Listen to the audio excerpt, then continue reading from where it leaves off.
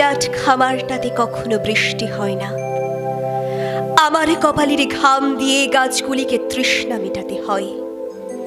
সেখানে যে কফি ফলে আর চেরি গাছে যে টুকটুকে লাল রঙের বাহার ধরে, তা আমারই ফোঁটা ফোঁটা রক্ত, যা জমে কঠিন হয়েছে। কফিগুলোকে ভাজা হবে, রোদে শুকোতে হবে, তারপর গুঁড়ো করতে হবে। যতক্ষণ না তাদের গায়ের রং হবে আফ্রিকার কুলির গায়ের রঙে ঘোর কৃষ্ণবর্ণ, আফ্রিকার কুলির জমাট রক্তে ঘোর কৃষ্ণবর্ণ। যে পাখিরা গান গায় তাদের জিজ্ঞাসা করো, যে ঝরনারা নিশ্চিন্ত মনে এদিক ওদিক ছুটোছুটি করছে, যে বাতাস সেই মহাদেশের মধ্যকার মানচিত্র থেকে মর্মরিত হচ্ছে, তাদের কে ভোর না হতেই ওঠে, কে তখন থেকেই কে খেটে মরে, কে লাঙুল কাঁধে দীর্ঘ রাস্তা কুঁজো হয়ে হাঁটে, আর কেই বা শস্যের বোঝা বইতে বইতে ক্লান্ত হয়। কে বীজ বপন করে আর তার বিনিময়ে যা পায় তা হলো ঘৃণা, বাসি রুটি, পচা মাংসের ঝোল, শতচ্ছিন্ন নোংরা পোশাক আর কয়েকটা নয়া পয়সা।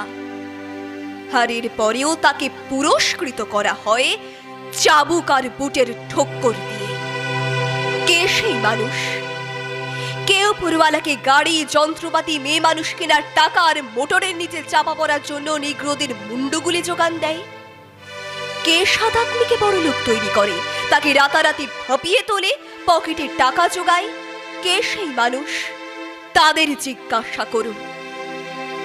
যে পাখিরা গান গায়, যে ঝরনারা নিশ্চিন্ত মনে এদিক ওদিক ছুটোছুটি করছে, যে বাতাস সেই মহাদেশের মধ্যকার মানচিত্র থেকে মর্মরিত হচ্ছে, তারা সকলেই উত্তর দেবে ওই কালো রঙের মানুষটা যে দিন রাত গাধার খাটুনি খাচ্ছে।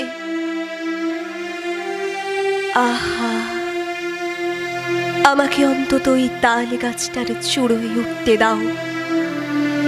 সেখানে বসে আমি মদ খাবো।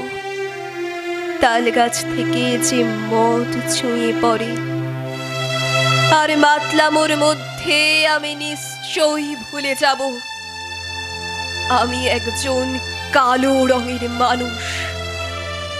আমার জন্যেই এই সব।